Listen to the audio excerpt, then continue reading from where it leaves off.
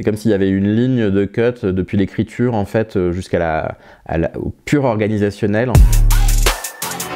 Je m'appelle Cyprien Vial, je suis auteur-réalisateur et je vais faire l'interview cut. Alors cut, verbe transitif, transformer ses pratiques pour contribuer à la construction d'un modèle de société plus juste et plus soutenable.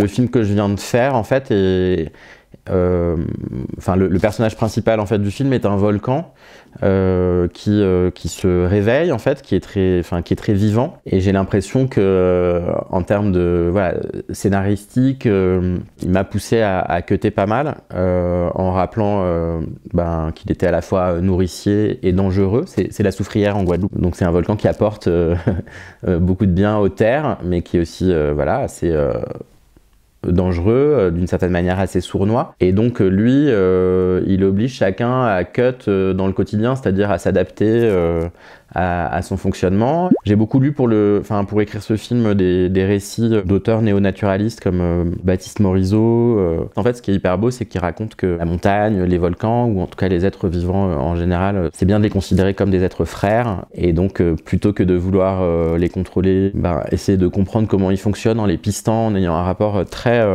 premier degré, au même niveau qu'eux, souvent aide à ce que les choses se passent moins mal.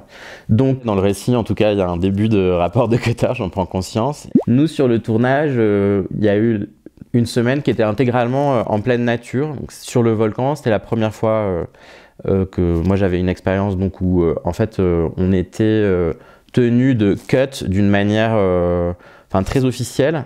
On tournait dans un parc naturel. Il a fallu réduire le nombre de membres de l'équipe. La quantité de matériel a été très contrôlée. Les repas devaient être pris d'une certaine manière. On devait ne laisser aucun déchet. Et en fait, on avait un représentant du parc avec nous en permanence pour...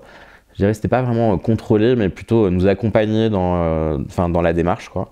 Et ce qui était assez formidable, c'est que le travail n'en a pas pâti. C'est du cut très bénéfique, et je dirais qui va dans le sens total de l'intention du projet. C'est-à-dire que c'est un film qui est très ancré sur le territoire guadeloupéen.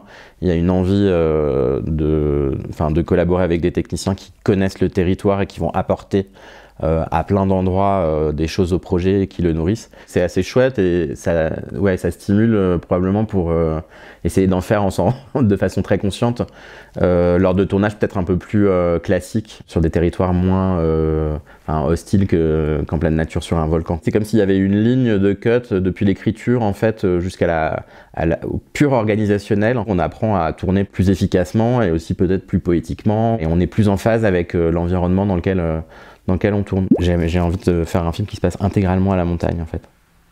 Donc probablement avec une conscience plus forte de la notion de cut, et donc avec une conscience plus forte dans le récit, comme peut le stimuler l'association Nouvelle Séquence, avec l'envie de peut-être contrôler de façon plus consciente ce que je raconte aussi du rapport à la montagne, quoi.